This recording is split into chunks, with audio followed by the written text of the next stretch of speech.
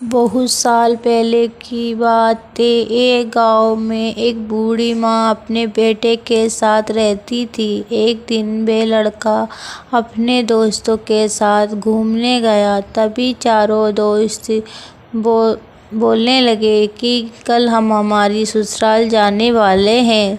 तभी वे लड़का सोचने लगा कि मेरी तो कोई ससुराल ही नहीं है, मैं कहाँ जाऊँगा। तभी वे अपने दोस्तों से बोलता है कि मेरी तो ससुराल नहीं है। तभी उसके दोस्त बताते हैं कि तेरी भी कोई ससुराल होगी, अपनी माँ से पूछ लेना। लड़का घर आकर अपनी माँ से पूछता है कि माँ, मेरी भी क्या ससुराल है। माँ बताती है, हाँ बेटा, तेरी बचपन में ही शादी कर दी थी, तेरी भी ससुराल है। माँ, मेरी ससुराल कहाँ है। माँ बोलती है, बेटा अपनी नाक की सूज से चला जाना, तेरी ससुराल पर पहुँच जाओगे। लड़का सुबह उठते ही अपने ससुराल के लिए निकल पड़ता है। नाक की सुध बोलते हुए जा ही रहा था कि रास्ते में उसे एक खजूर का पेड़ दिखाई पड़ा।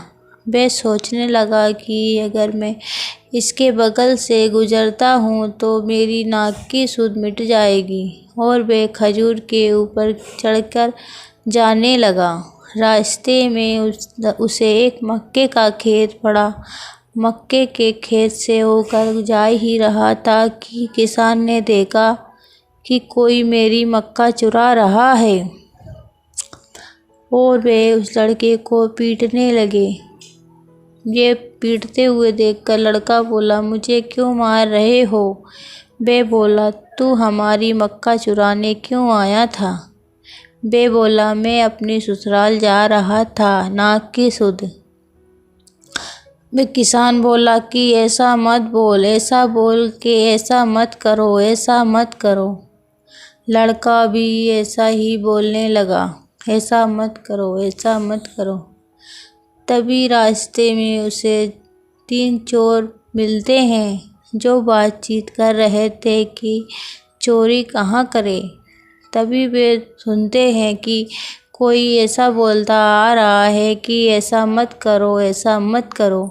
तभी वे सोचते हैं कि इसने हमारी बातें सुन ली और हमें पकड़ा देगा।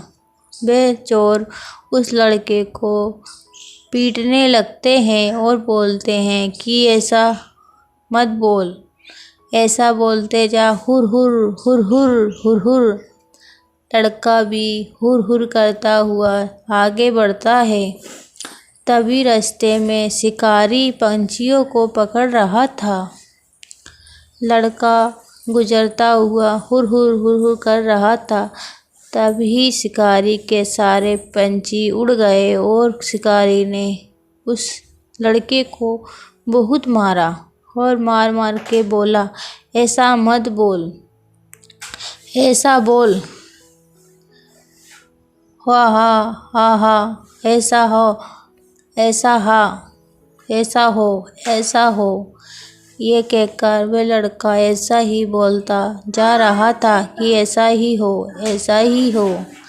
रास्ते में एक गांव में जब वह पहुंचा तो उसने देखा कि एक सेठ की मृत्यु हो चुकी थी। सभी लोग उसे अर्थी पर लेटाकर ले जा रहे थे। तभी लड़का बोलने लगा, ऐसा ही हो, ऐसा ही हो, ऐसा ही हो। यह सुनकर गांव वालों को बड़ा गुस्सा आया कि हमारे सेठ की तो मृत्यु हो गई है और ये ऐसा ही हो, ऐसा ही हो बोलकर जा रहा है। सभी गांव वालों ने उसे पीटना आरंभ कर दिया और बोले, ऐसा मत बोल, ऐसा बोलते हुए जा कि कभी मत हो, कभी मत हो। वह लड़का भी ऐसा ही बोलते हुए जाने लगा, कभी मत हो, कभी मत हो।